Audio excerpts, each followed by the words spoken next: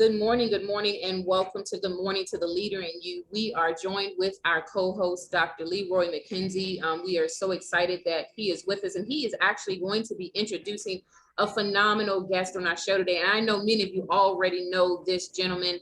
He is a phenomenal business owner within the DMV area. You know, he's in Baltimore, but he's not just limited to the Baltimore area. And I'm going to have Dr. Leroy McKenzie to do the honor of introducing him. Today's going to be phenomenal. So what we need everyone to do as you're plugging into this show this morning is to share the link, join in with the conversation. As always, as we go forth in our podcast show, you can definitely chime in, drop your business information in the live feed as we go forth. Dr. Leroy. Good morning, everybody. It's your boy, Dr. Leroy McKenzie Jr. Today morning, good morning to the leader in you. We want to welcome y'all back. Y'all know what we do every Tuesday morning.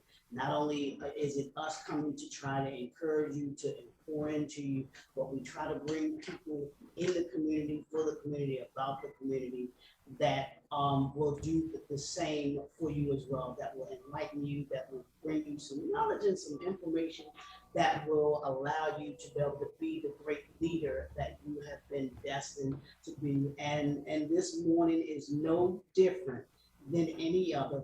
We have a special guest. And if you in the Baltimore area, you really know him, like Catherine was saying, but even if you are in the DMV and nationally as well. I'm gonna let him tell us a little bit more about himself, but it is none other than the Mr. Kendrick Tillman, but also known as AKA DJ Five Star. Five star. Thank you for joining us this morning. I know this young man is just absolutely phenomenal. I can't wait to have this conversation with him, and the things that we're going to talk about, the things we're going to bring to you all. I just know that you're going to come away from this conversation being enlightened, but also being encouraged, being uplifted, and being moved forward. So, Mr. Kendrick, can you introduce yourself to the people, please? It would be my pleasure, Dr. Leroy. It is my honor to be here, and I am excited. So, for those that don't know, I am Bruce Wayne and Batman.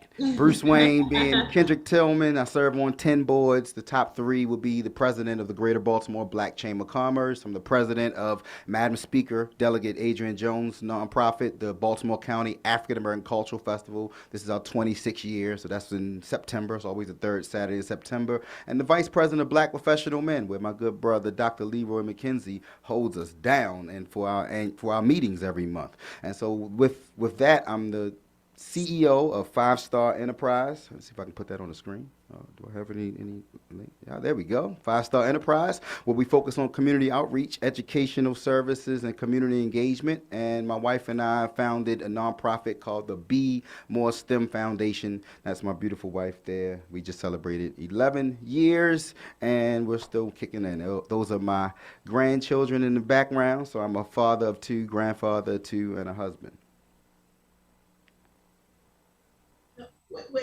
And I always mess with him about this. Dude, you are not a grandfather. Stop playing.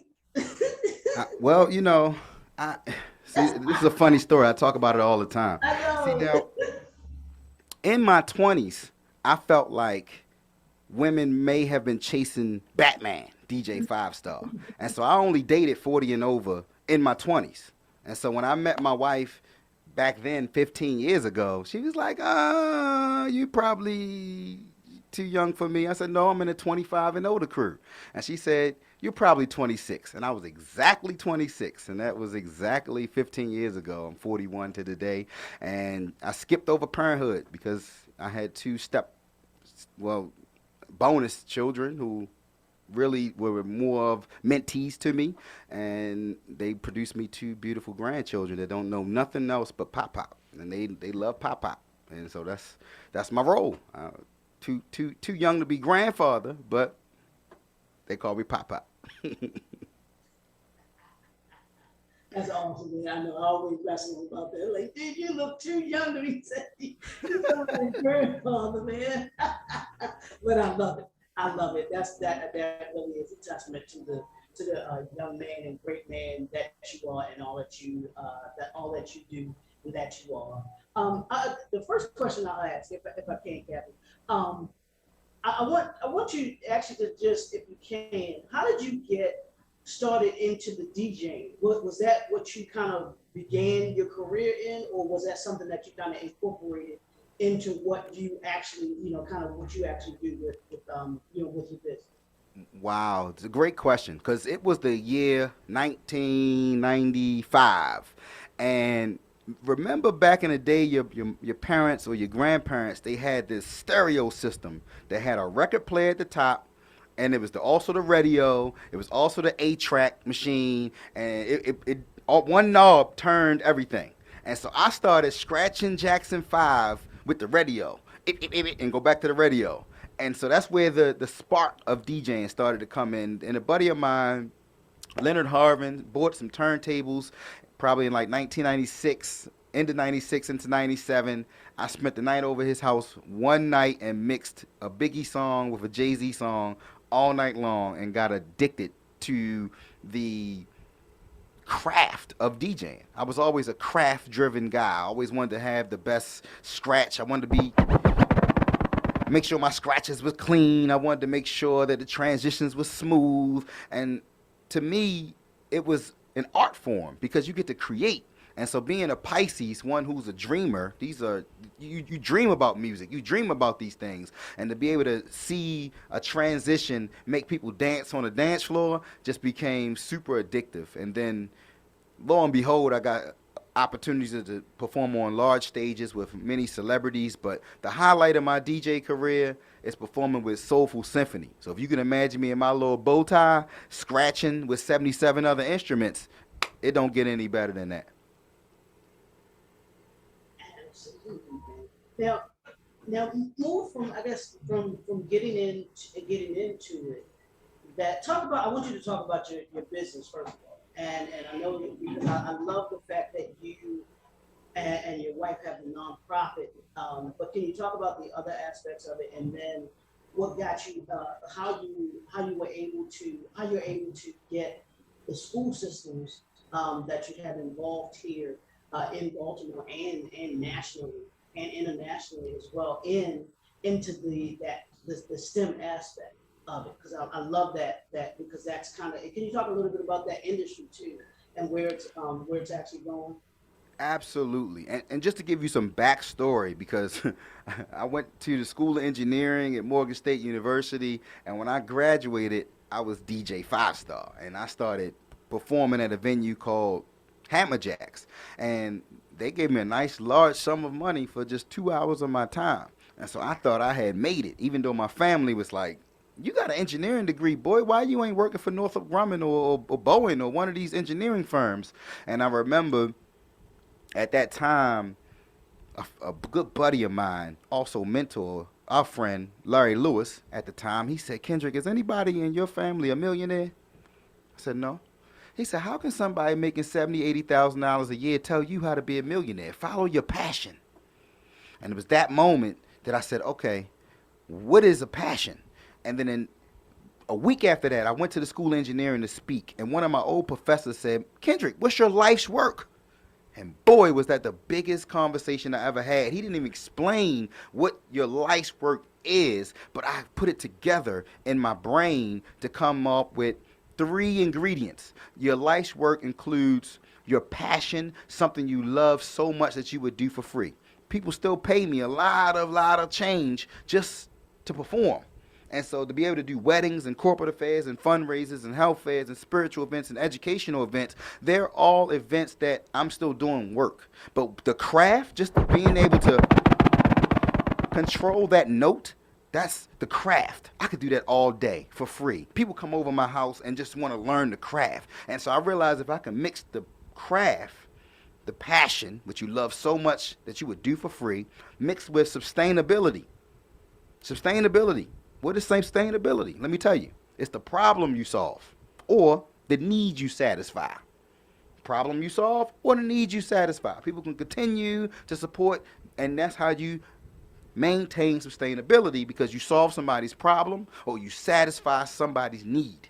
Now, I come from west side of Baltimore, Emerson Village. I grew up with some buddies that were very passionate about the hustle. They had a product that actually satisfied the need. But the third ingredient, which I think is the most important, it has to make the world a better place. And so when I grew up, I saw passion for the street life. I saw that they satisfied a need, but because the it hurt the community, because it didn't have the lifespan of that life's work was very short, because it didn't make the world a better place. And so you need to incorporate all three of those ingredients to find your life's work, which I feel is bigger than a job. It's bigger than a career. It's why you got professors doing research for 50 years straight at said university. And so that is your life's work coming together. And so for me, it was the time where Hammer Jacks was sold. They sold Hammer Jacks for $2.6 million, and I was out my little $2,000 for my little 2 hours,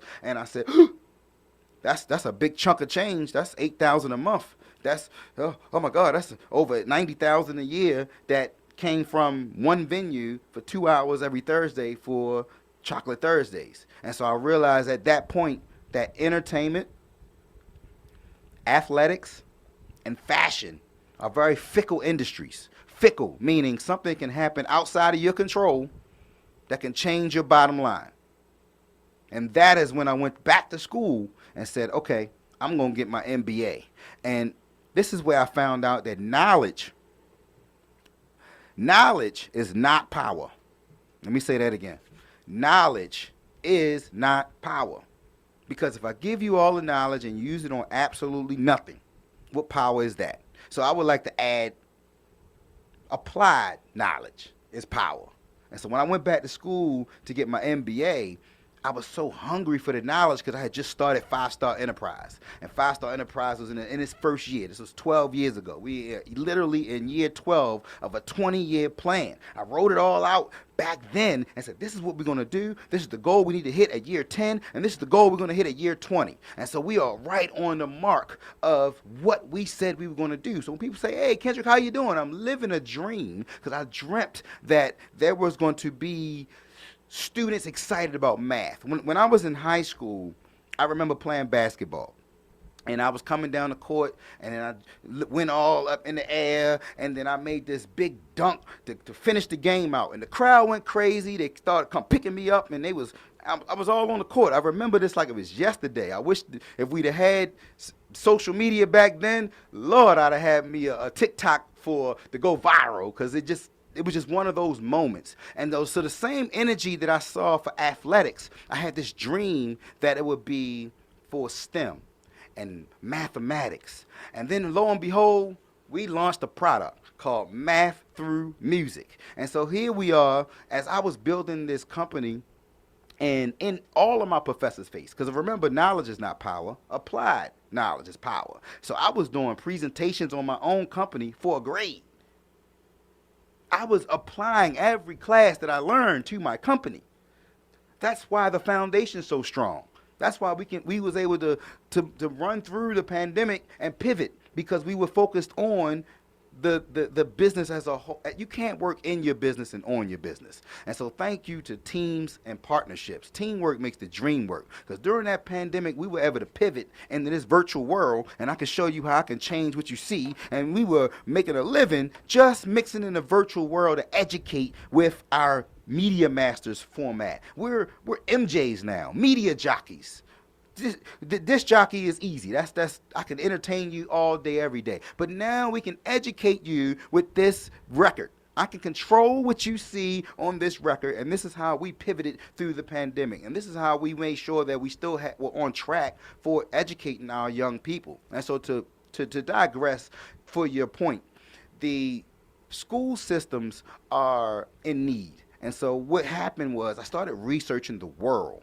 And on the world platform, United States is like 27th in the world in STEM. And I said to myself, wait a minute, I'm going to be the STEM DJ. Because I found out that STEM is cool when I show it. When I scratch this record, that's kinetic energy. That's friction.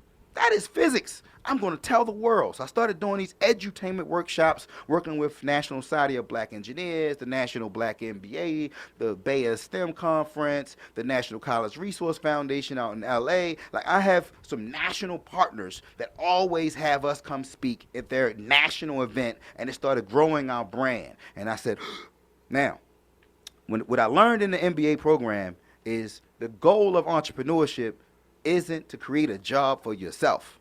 The answer to who does not have to be you, and so you got to focus on scalability.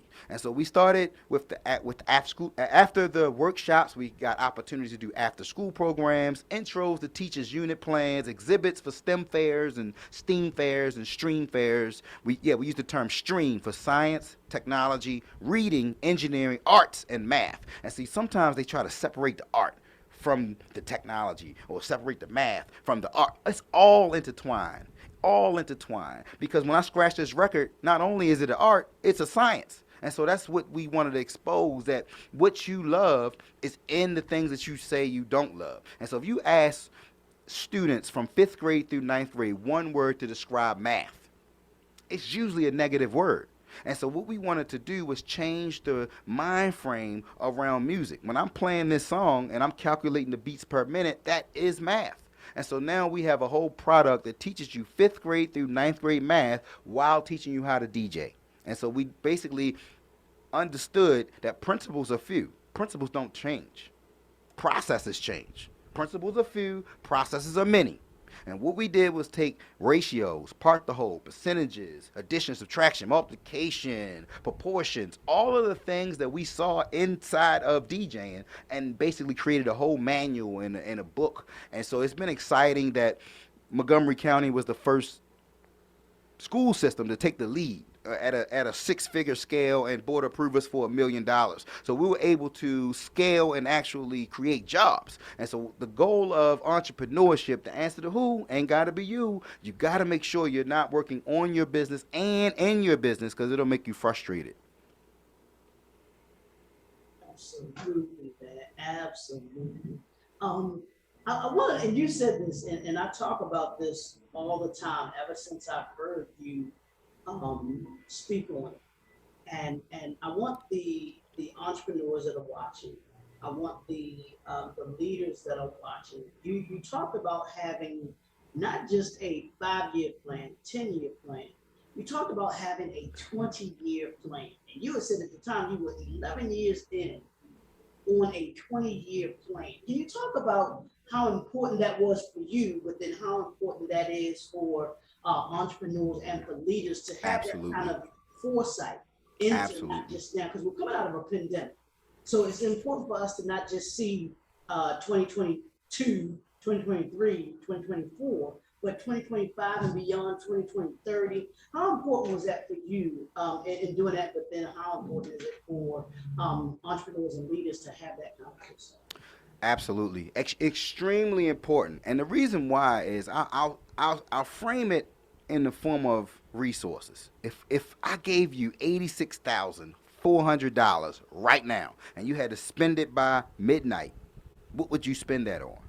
And then at midnight, 12:01, I'm giving you another $86,400, and you gotta spend it by midnight. And then every day, what would you spend your money on?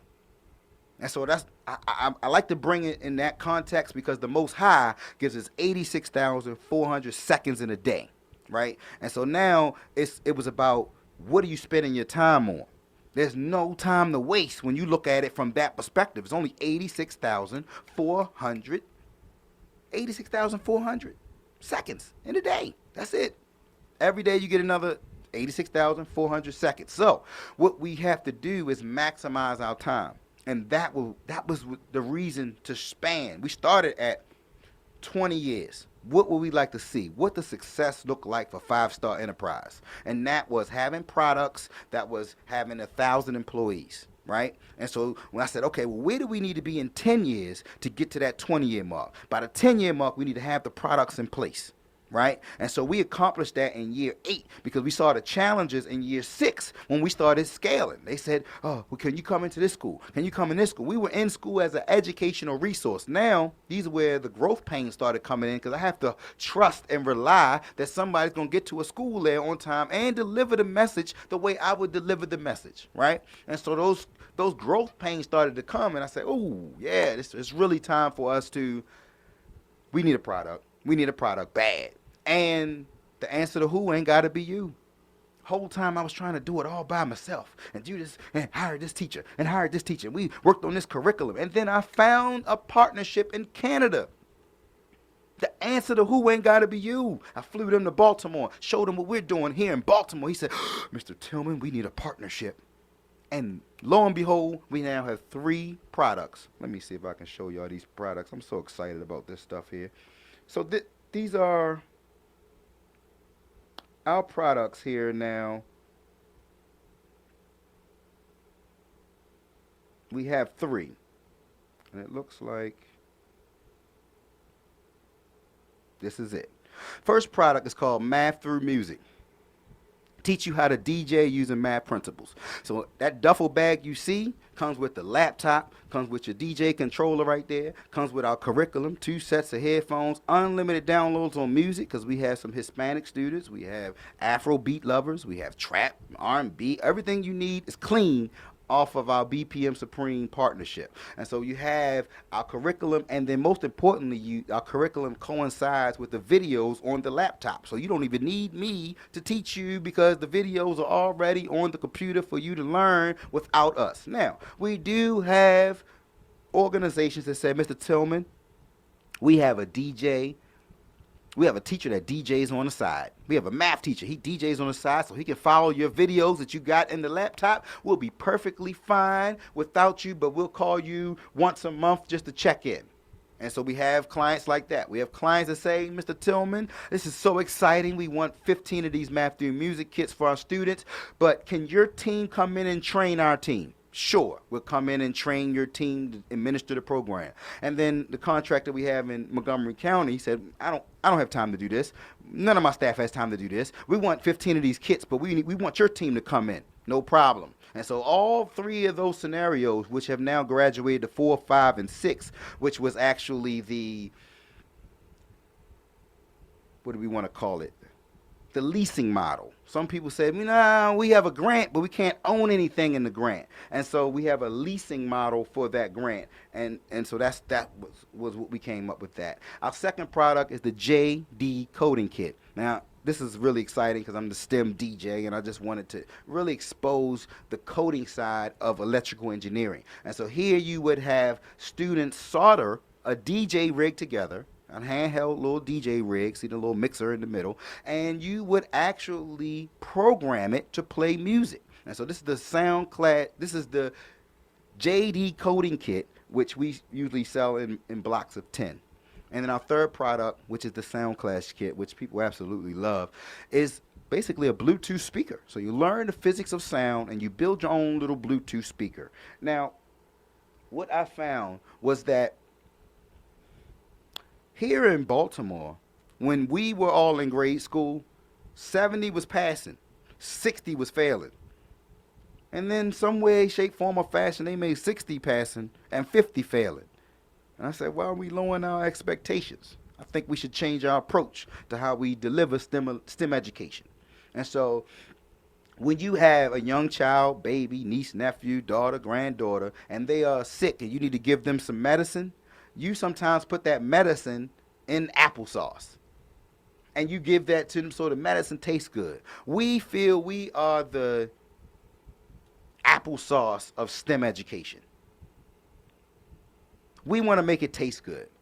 And so what we find is when we ask students one word to describe math and it's negative, when they go through Math Through Music in our program, they enjoy math now. Those negative words change to positive words. The energy, the emotional intelligence towards math changes. And so our results that came in from Montgomery County in the 2 schools that we were providing Math Through Music in was, 1, we lowered violence. That was powerful right there. When the security said, Mr. Tillman, they're so engaged with Math Through Music, they're not even fighting each other. I didn't even think about lowering violence. He said, the principal said, we also increased attendance. They were so excited to get in our class. And the smartest thing they did was not only put us in the school day, they allowed students to have a free period at the end of the day where they could come back to our class and practice a little more. So what did that do? And they only got that privilege when their behavior was up to par. So now all of the other teachers love math through music because they are they're more well behaved in their class. The physics teacher said, I love the fact that you guys show the wave files in the classroom. And so when I talked about wave files in physics, they were so engaged. And so it crossed over. And then finally, the principal said that 50% of his students' math scores went up. And so our hypothesis for Five Star Enterprise was that if we increase creative thinking, nobody put DJing and STEM together, so we realized that increases your creative thinking. If we increase creative thinking, it will increase academic performance, attendance rates, and we assume even graduation rates as we continue to build these relationships with our partner schools and school districts.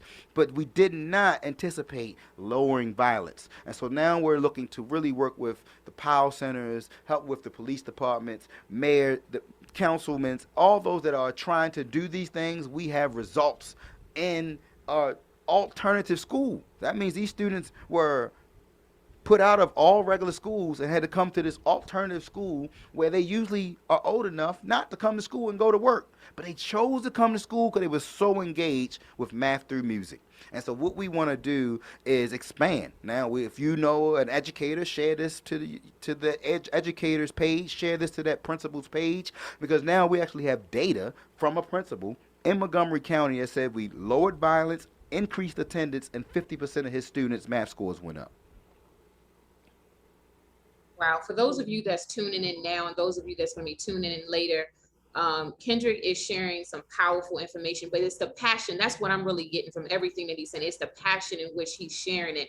It's not just something that he's doing, but it's also along with the team that he's cultivated. They're impacting the lives of young people, math through music. If you've never heard of it, what we need everyone to do is share this live feed, even as we go forth. After today, connect with his company, follow up with his company, because one of the things we know that we can't do things as normal when it comes to our youth and young adults. We have to shake some things up, and this is what DJ 5 Star is doing. This is what Math Through Music is doing. So we need everybody to spread the word and continue to build with him. Dr. Leroy. No, I'll just, I can't stress enough just how important it is for our community to be able to be connected and engaged in what Kendrick is doing, not from the business standpoint and STEM, because that's been talked about for years now, that's the industries that we are not significantly represented in, and that we should be gearing and moving our kids into, because it's a lucrative industry. It's a powerful industry, as you can see from what Kendrick has been talking about this morning, just about that and how we can use that to strengthen our communities. Absolutely. Can you imagine that? I mean, science, technology, and engineering and mathematics, what that does for our community, that touches the different dynamics of what we want to do and do in the community, and how we can actually grow our community to be even better. I mean, it's the shift. It's a shift that's taking place. Kendrick, could you talk to the leaders and business owners that's watching now? They may be in their startup phase, kicking off their business. What word of advice could you give to a budding entrepreneur? Partnerships, team. The answer to who ain't gotta be you. Listen, the Most High had 12 disciples. So if you think you can do it by yourself, you're sadly mistaken. You gotta stay in your therapeutic space. I'm always in my therapeutic space. I don't do nothing that's gonna burn me out. They say, Kendrick, you don't never sleep. Why? Because I'm in my therapeutic space. Everything else I do not like to do, or is my weakness, I'm gonna hire somebody to do that. It still needs to get done. So what I learned in the School of Business was SWOT. The SWOT analysis was so important. And people mistake it like it's only to be done with a business. Strengths, weaknesses, opportunities, and threats. You need to do that on yourself. Know your strengths, know your weaknesses, so that you can know who your team need to be. Oh, they strong in one of my weaknesses. We need to partner together so we can take advantage of this opportunity or fight off this threat. And so always look at it from a frame of mind of team. Take your little slice. I've built a whole event off of 20%. 20%. I did an event for 15 years called Mingle Mondays. Nobody even knew it was mine. And it was amazing because it was all off the account of 20%. 20% off the sales we got. And then I usually take 20% off the cut. And that grew to us doing 10,000 in sales. So 20% of the sales is 2,000 a week, and I'm paying 80% out. But I didn't have to do anything. It ran in autopilot. Everybody knew they roll, whether I was there or not there. It flowed like a well-oiled machine, and that's what we got to think about. Everybody wants to do 100% of the work. 100% of one is still one, but 10% of 10 million is still a million. So you gotta get out of the. I gotta do it all myself. So the one thing I would say is team. Team work makes the dream work, and but be strategic in your team. Don't get your homie that grew up with you and not do the SWOT analysis. If that person, because let me do it this way. In basketball, they have what they call an alley oop. You throw the alley oop up, somebody else is supposed to come catch the alley oop and dunk it, right? But if they miss the dunk, we both look bad. And so I stopped blaming them for missing the dunk. I started blaming myself. That means I didn't take the time to know that this was that person's therapeutic space. I need to work with people, and I'm gonna foster that relationship that I know this is their therapeutic space. They do this in their sleep. So when I throw that alley oop, I don't even have to micromanage it. I don't gotta oversee it. I know that that's what he does. When somebody comes to me and say, "Hey, I want to write a book," I'm gonna throw it over the fence to Dr. Leroy McKenzie. That's what he does. And so we have to take the time to know what people do so that we don't make us look bad. We don't want to throw a oop and make a miss. I want to know that you're going to make it. You're going to put points on the board. And that's the key. Your strategic team. I don't want to just say random team. You can't just randomly bring people on your team. That can hurt you as well. You want to be real strategic. And that strategic comes in the SWOT analysis, knowing the strengths, the weaknesses, so you can take advantage of opportunities or fight off threats. Absolutely. How can those watching now or later can find more information on Math Through Music? So yes, so Math Through Music is a partnership. So you can always go to maththroughmusic.com. I'm on the website. I'm on the team. I'm the North American partner, right? And so at the end of the day, my contact information is really easy. You can just contact me on my link tree. My name, you can Google DJ 5 Stars, 2 R's, the number 5. I'm really easy to find because I put love in the world. I don't have nothing to hide. I've never done any bad business. So my number's out there. I have office line. We have different projects that I'm working on. So I'm super busy. But you can definitely schedule a meeting with my calendar and we can make it work. I am very accessible because I want to help us. And teamwork really makes the dream work. And I think that some of us get in that ego mentality. And I was told that ego is an acronym for edging God out. So if you find yourself separating from other people, check your ego. Because ego is edging God out. And so what I try to do is make sure that everything that we are part of is about bringing us together. When people say, "Oh, when you gonna run for office?" Never, because when you run for office, you divide black people. Mm. Now, if somebody appoints me to something, okay, I'll take the appointment and make sure black people good because I want to help our people, right? Thank you to all the allies that's my friends that aren't black because we need them too, and they support me and they support us, and thank you, because allies are very important.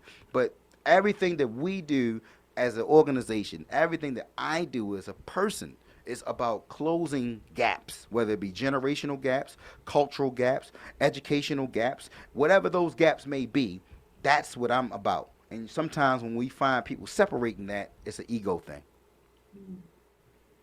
Yeah, absolutely. I want you real quick, because I know we're getting ready to close out. I want you to talk about, because you mentioned it, and when you were telling people a little bit about you, that you were the president of the Greater Baltimore Black Chamber. I want you to talk about the Greater Baltimore Black Chamber and how important chambers are for entrepreneurs, for leaders to actually be a part of and impacting the community.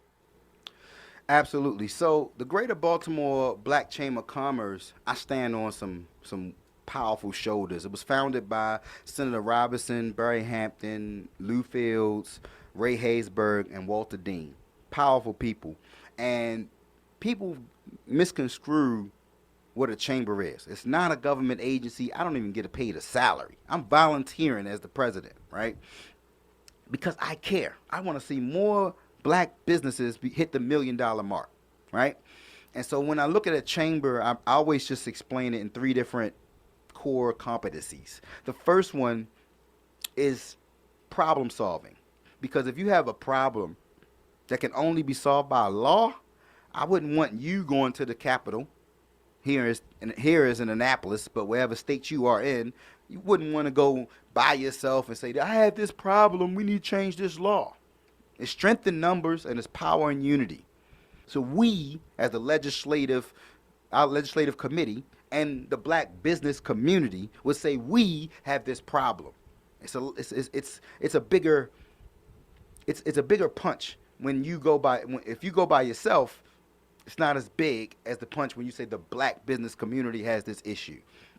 Second is resources are just being thrown at us. I mean, since George Floyd, I mean, rest his soul, things have been changing. I'm getting calls, Mr. Tillman, can we just give you this 100,000 and you give it to your members because we want to give it to the black businesses. That's unprecedented. We, as a chamber, we were able to write checks to our members. That was unprecedented. Because resources come to us so we can share with our members. But most importantly, only 2% of businesses in the whole country have more than one employee. So let's remove that word networking and replace it with relationship building. Because once we build relationships, with what the chamber looks to foster, you build trust. When you build trust, you build referrals. When you build referrals, you build capacity. And so at the end of the day, it's about getting our businesses to that $1 million mark, and you can't do that without employees. And here's a nugget right there. Write this down. How do you grow a company? You do not grow a company with employees. You grow a company with leaders. You do not grow a company with employees. You grow a company with leaders. And that's where the SWOT analysis comes into play, so you can identify the leaders you need on your team. I wanted to say that. And the third thing with the chamber is that we have nonprofits that are members. And we are all busy entrepreneurs. So we can't go feed the homeless. But if we got a nonprofit that's their mission, we all get behind that nonprofit so they can expand their mission. And so when I look at chambers, it's really those three aspects. And so it's exciting because I just came back from the United States Black Chamber of Commerce conference in DC. It was phenomenal. We had a $1 trillion conversation. And so many times there are $1 trillion conversations at a table. And if you're not at the table, you're on the menu. And so there are $1 trillion conversations happening over here. And then when they come over here to black people, they talk about this $1 million stuff. And people say, oh, it's millions. No, that's pennies compared to what they just had over here. And so we got to make sure that we're at the table and not on the menu. And so the U.S. Black Chamber of Commerce had a $1 trillion conversation. You know how much $1 trillion is? That's 1,000 billionaires. 1,000 billion is $1 trillion. Let that sink in.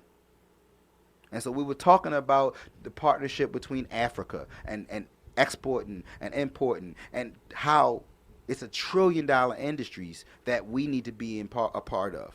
And so I'm just excited about the exposure that chambers give you because it's about commerce. It's about doing business, about joint ventures, about contracting. How can we do more business with the government? Because that's who produces the most millionaires, the government. The government is still going to pay $489 billion on construction every year. They're going to spend about $430 billion on education. They're going to spend $420 billion on X, Y, and Z. Follow the money. The government spends billions of dollars on X amount of industries. And so don't just say, I want to create this, and when you create it, they will come. Be strategic. Know what problem you're going to solve for that government agency or that person. Know what needs you're going to satisfy. That's sustainability. We talked about that in the life's work segment. And so I'll close with chambers are phenomenal to be getting part of because the goal is business. And so sometimes I was talking on a radio show and it was a baby boomer and she said, Kendrick, I love what you're doing when you're bringing us together. Back in the day, our businesses look good, but under the hood, we ain't know what we was doing. So we wasn't trying to partner with each other because we ain't want to expose that we ain't know what we was doing. Oh my goodness. And so chambers are here to help you. It's a safe haven for you to come and get help. Our last meeting was so phenomenal because it was all about membership benefits. It was all about membership. We had a whole survey of what do you need, whether it's marketing, what do you rate these things that you need, accounting, what do you need, and we're going to get it for you because we are getting grants to get things for our members. And that we're in exciting times where I remember sitting at a table and it was only 8 businesses a part of the chamber. And I just was stuck there because I saw a law get changed on our watch. At that time, Senator Robinson, but at that time, Delegate Robinson said, I need you to inundate them with letters. I'm going to put this bill in, and it's going to change the way they mark this 29% for minority businesses because they're including nonprofits in that 29%. And a lot of these nonprofits don't look like us, Kendrick. And I saw a law get changed. So I was stuck right there. And so when I came president, I told them I respect my baby boomers. I love the wisdom that you all have. I appreciate all the experiences that you have gained. However, millennials and younger got all the energy. I had an analog childhood and a digital adulthood. So I understand the communications of baby boomers. I remember the card catalog, but I understand social media and I know how fast. My millennial friends don't want to have meetings about the meetings about the meetings about the meetings about the meetings. Baby boomers need to have that extra little touch. And so we got to make sure that us as Generation X can bring those together because we need the energy of our millennials and younger, and we need the wisdom of our baby boomers. We're in unprecedented times. We have 5 generations in the workforce right now. We have seniors, baby boomers, Gen X, Gen Y, and Gen Z who are now in their 20s. That's 5 generations in the workforce, and that has never been. And so where we are now is we are at that communication gap. We got to close the communication gap because we need to transfer our knowledge. And so the last thing I would say is chambers help with that transfer of knowledge. Chambers help with that understanding of information and being able to leverage the resources of the membership. I love Senator Robinson. Absolutely. Love her, man. So yeah. Back to you. No. So, I mean, for everybody that's watching, I know I'm kind of taking a back seat, but I have been really taking in everything Kendrick has been saying. He's such a powerful speaker, but he speaks with passion. I'm gonna go back to passion because you can always tell someone that's just talking, whether it's coming from the heart or if it's just something they're saying. And so with all of the things that's under his belt, all of the businesses, all of the things that he's doing, the number one thing that I'm taking away is the passion and the strategy in which he's doing it. He's not just running on passion only. He couples it with strategy and he has a team. And that's another nugget. So, even every time we bring someone on, I'm always taking notes myself, mentally writing it down to say, what can I take away from the guest speaker? And that's what I'm taking away from today. Focusing on the strategy, focusing on team building, but also never losing the passion. Because you have to have the passion to keep you running. And just, I guess for the last question, what keeps you passionate? I mean, because it's very genuine coming from you. What keeps you passionate? Again, you got to stay in your therapeutic space. One thing I forgot to say when Dr. Leroy was mentioning how did I start really looking at 20 years out, is that's where you start. You got to start with what success looks like. And then you got to rip it apart. I talked about where we had to be at the 10-year mark, but I ripped it down to the day. So once you go from 20 years to 10 years, okay, all right, you see that. Then you got to say, well, where do I need to be in 5 years to be almost at the 10-year mark? And then you got to say, what about at the 2 year mark. And then you got to go, where do I need to be at the 1 year mark? And then you got to break it down to every month, I need to be do this to reach that 1 year goal. And then you got to break it down to the day. And so when your schedule gets down to that minute, like my cousin had her, she showed me her calendar and every minute was accounted for. I was jealous. I'm like, ooh, I felt like I waste time now. I got to make sure, because I thought that long as my day was planned out and it's tied to that weekly goal, which is tied to that monthly goal, which is tied to that quarterly goal, which is tied to that semi-annual goal, which is tied to that annual goal, which is tied to that 2.5 year goal, to the 5 year, to the 10 year. It's got to connect. Every day connects to that goal of the next level. And I don't think I made that point home that I didn't just come up with 20 years to 10 years. No, I ripped it all the way down so that because it's 86,400 seconds in a day. And you can't waste time. Like, have you ever had a conversation that was only 30 seconds, but it drained you? Yeah. Whew, Lord. So I've learned it is okay to be stingy with your energy. A lady told me, Kendrick, you're a Pisces. You could smell a devil a mile away. You can grin and grip them, and you keep it moving. Because if you don't get goosebumps when they're talking, you know it. And I started embracing that. And it saved me a lot of drama. It saved me a lot of stress. And it saves me a lot of, I would say, what is that? Friction, right? And that's how I don't get burnt out. I stay in my therapeutic space. I'm either DJing or speaking. Those are my two therapeutic places. Everything else has to be outsourced. When I DJ, I don't want to carry no speakers in there. That's not therapeutic for me. I hire somebody to carry all the equipment. They set it all up nice and pretty. I come in with my laptop, plug in, play. When it's time to go, I'm not packing no stuff up. I got to have business talks now. My man going to come in, he going to pack it up, and he gets a check for that. Because that's not my therapeutic space to be carrying speakers and turntables. No, I did that when I was young. I'm 40 and over now. You can hurt yourself just by sneezing when you get over 40. So we're going to stay in our therapeutic space. And that's how I stay passionate about what we do. And not to mention I have a beautiful wife that has my back. And so my nutrition probably would be horrible if I didn't have a wife that cooked and cleaned and made sure that when I came home from out trembling in the world, that I can come home and have peace of mind, have a cooked meal, and know I have a clean household. And so to me, that peace of mind is more important than anything else, because that allows me to go to war, because we have so many challenges in this world. It almost feels like a war going on outside and nobody's safe.